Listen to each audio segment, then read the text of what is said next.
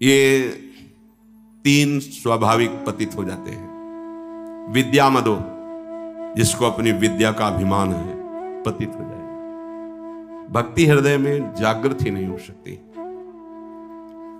विद्या रूप महत्व कुल धन जौवन अभिमान, भगवत ऋषि शट कंटक देखे जहां राहे न भक्त निदान। राहे न भक्त निदान स्वांग सब नगर नारी के, विषय न हाथ बिकाए नहीं रिझवन भतार के।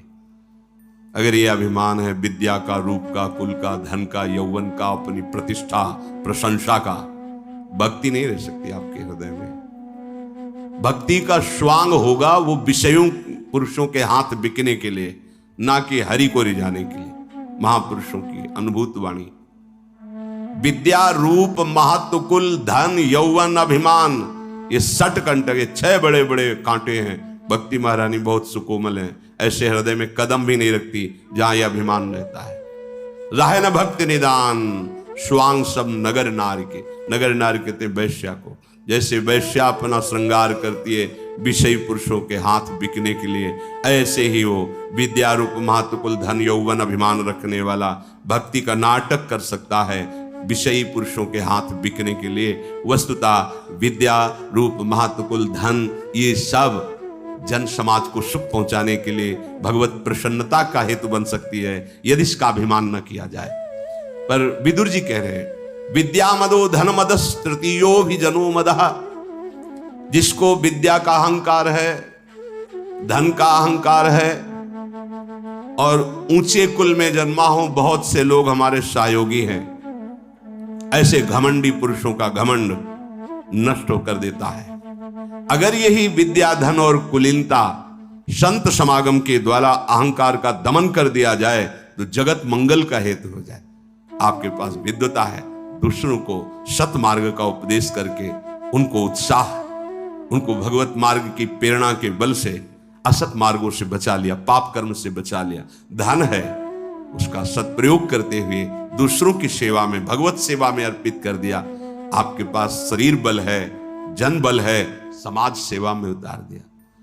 पशु पक्षी जन समुदाय सब भगवत स्वरूप मानकर, तो यही तुम्हारे परम कल्याण का हो गया। और अगर यही अभिमान हो गया तो तुम्हारा ही नाश हो जाएगा, तुम्हारा पतन हो जाएगा। अन्याय में स्थित हुआ बलवान राजा भी अपने पुरखों के राज्य संपत्ति का सर्वनाश कर देता है। महाराज, इसलिए अपने को भ्रष्ट होने से, पतित होने से बचा लीजिए। गतिरात्मवताम संतः संत एव शताम गति। इसलिए आप अपनी बुद्धि को संतों के चरणों में समर्पित कीजिए। तुम्हारी बुद्धि बिगड़ गई है।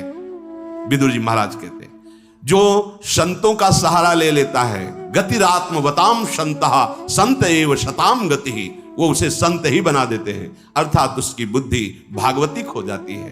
तुम महापुरुषों का, संतों का आश्रय लो, क्योंकि जितने भी संत हुए हैं वो संत संग से ही संत हुए हैं। संत एव शताम गति, संत जो हुए हैं उनको साधुता प्रदान करने वाले संत ही हुए हैं। असताम च गति संतो न तो संता सताम गति।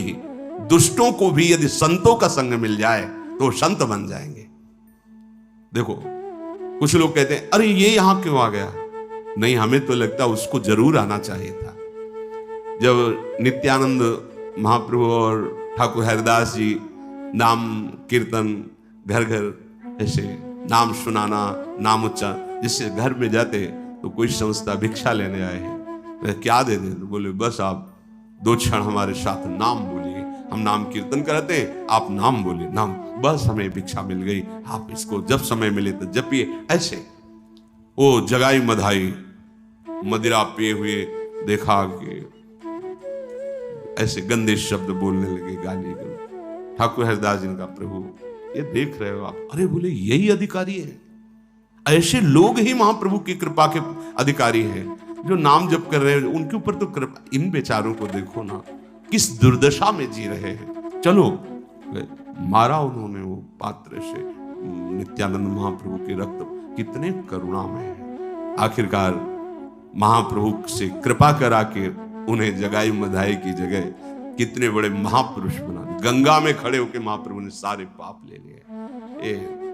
विदुर जी कह रहे हैं असताम च गति संतो, इन असत पुरुषों की गति ही संत जन है। ये अरे कैसे आया है, ये तो ये पीता है ये खाता है, नहीं, वो आएगा बार बार बात करेगा तो रंग चढ़ेगा, वो सब छोड़ देगा।